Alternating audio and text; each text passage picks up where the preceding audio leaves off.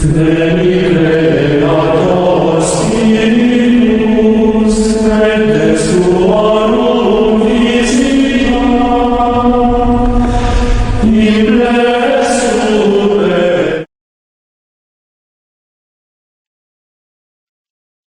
In nomine Patris et Filii et Spiritus Sancti. Amen. Salve fratres, te iterum videre Patris Allegro Veritas Liberavit Vos. Malam ini saya mengajak kita seperti biasa malam minggu, kita merenungkan gagasan-gagasan untuk homili pada hari minggu ini, yaitu tanggal 13 Oktober, hari minggu biasa ke-28, dengan tema prioritas kepada Tuhan, bukan harta benda kepunyaan kita. Jadi tema utamanya adalah bahwa kita harus memprioritaskan Tuhan dalam hidup kita dan bukan pada harta kita. Why? Bacaan-bacaan hari ini mengingatkan kita bahwa kita tidak memiliki apapun dalam hidup. Kita tidak punya apapun dalam hidup kita yang kita tolak untuk menyerah kepada Tuhan. Jadi tidak punya apa-apa sehingga kita menolak untuk berserah diri kepada Tuhan. Hal-hal ini sering merasuki kita, karena ketika kita memberikan barang kita prioritas utama dalam hidup kita, kita menjadi tawanan dari harta benda kita. Kita mengikat diri kita sendiri pada harta benda yang kita miliki. Dengan demikian kita melanggar perintah agung yang pertama, jangan kamu punya Allah lain selain aku, yang menuntut supaya kita memberikan prioritas mutlak dan tanpa syarat kepada Tuhan. Nah, bacaan pertama dari kitab Kebijaksanaan bab 7 ayat 7 sampai 11 menasihati kita untuk menggunakan kebajikan kehati-hatian yang diberikan Tuhan untuk mencari hikmat sejati dan membedakannya dari realitas duniawi yang mudah lenyap, seperti kekayaan atau pengaruh sosial politik. Ya, ini penting sekali karena orang-orang modern zaman sekarang benar-benar mengimpikan pengaruh sosial politik. Meskipun mungkin itu hanya tingkat kepala desa, ketua RT, ketua KUB. Salomo memilih hikmat, wisdom di atas segalanya, Sophia, dan dia menerima segala sesuatu yang lain bersamanya.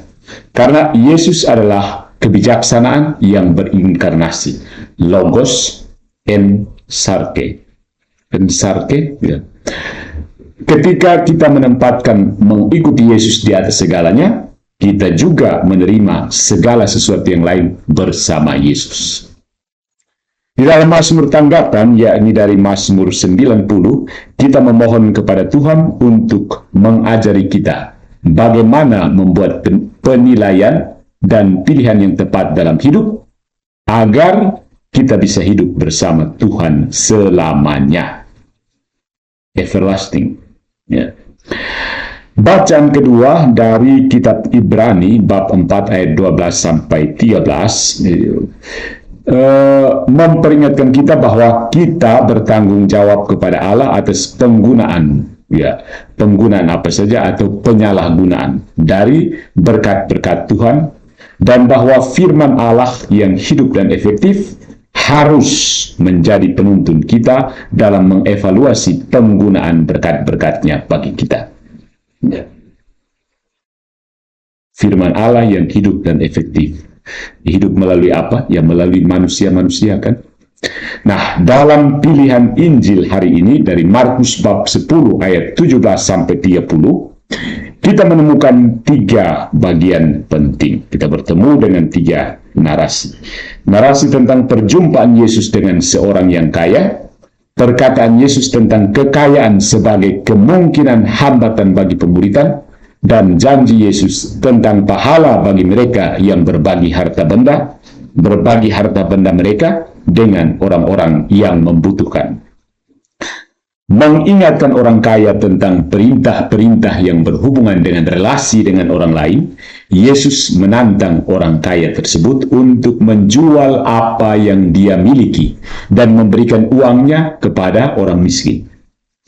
Para murid terkejut dengan tantangan ini.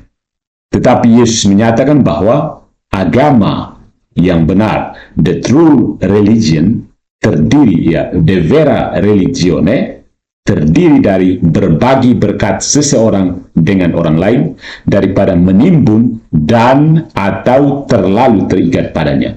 Ya, agama yang benar. Nah, dari poin-poin penting yang muncul dalam bacaan-bacaan pada hari ini, ada 3 pesan kehidupan yang bisa kita, 3 pesan kehidupan yang bisa kita ambil. Yang pertama, kita perlu menerima undangan untuk berbagi dengan murah hati. Undangan untuk berbagi dengan murah hati. Awalnya, Yesus dalam kasih yang murah hati dan penuh pengorbanan, memberi kita dirinya, dan sebagai tanggapan, kita menemukan keinginan yang meningkat di dalam hati kita untuk memberikan Yesus diri kita sendiri. Dan dengan demikian, untuk memasuki hubungan iman yang Yesus tawarkan kepada kita. Yesus menawarkan suatu hubungan iman. Dia mulai dengan bermurah hati, mempersembahkan dirinya bagi kita. Maka tanggapan kita adalah punya kemauan untuk memberi diri kita sendiri kepada Yesus. Tuhan tidak meminta kita untuk menyerahkan kekayaan kita, tetapi Dia meminta kita untuk menggunakannya dengan bijaksana dalam pelayanan. Tidak membiarkan barang-barang itu menguasai hati kita. Tuhan memberi kita waktu, bakat, kesehatan, kekayaan, dan kesejahteraan supaya kita dapat menggunakannya sebagai pelayan yang baik dalam karya pelayanan terhadap orang-orang lain. Poin yang kedua, marilah kita membuat daftar periksa prioritas dan keterikatan kita dan berikan prioritas utama kepada Tuhan. Apakah kemarahan, nafsu, kerakusan, kebiasaan jahat, kecanduan, kecemburuan, menyimpan dendam, perselingkuhan, atau kecurangan ada di antara kebiasaan kita sebagai prioritas? Marilah kita mengundang Tuhan ke dalam hidup kita setiap hari dengan berdoa memohon kasih karunia-Nya yang menguatkan dan urapan Roh Kudus-Nya, sehingga kita dapat memberikan prioritas utama kepada Tuhan, menjaga kitab suci sebagai panduan kita. Keeping the Bible as our guide. Dan yang ketiga, kita perlu memperoleh hidup kekal dengan menghidupi iman kita kepada Yesus sebagai Allah dan Juru Selamat kita, bukan semacam tokoh teladan idola yang seperti selebriti-selebriti lainnya. Dan dengan kasih karunia Allah yang menguatkan, melepaskan diri kita dari keterikatan yang tidak perlu. Ya, salah satu keterikatan orang muda yang dewasa ini adalah keterikatan dengan HP dan sosial media. Ya, apakah kita mampu untuk sedikit mengambil jarak dari sosial media lalu memberikan perhatian kepada Tuhan?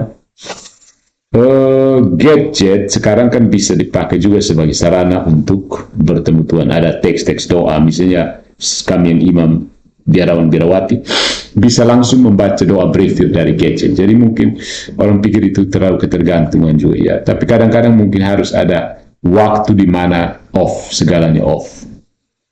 Tenang dalam kesendirian, langsung berhubungan dengan Tuhan secara pribadi.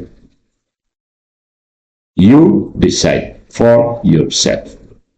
In nomine Patris et Filii et Spiritus Sanctus. Amen.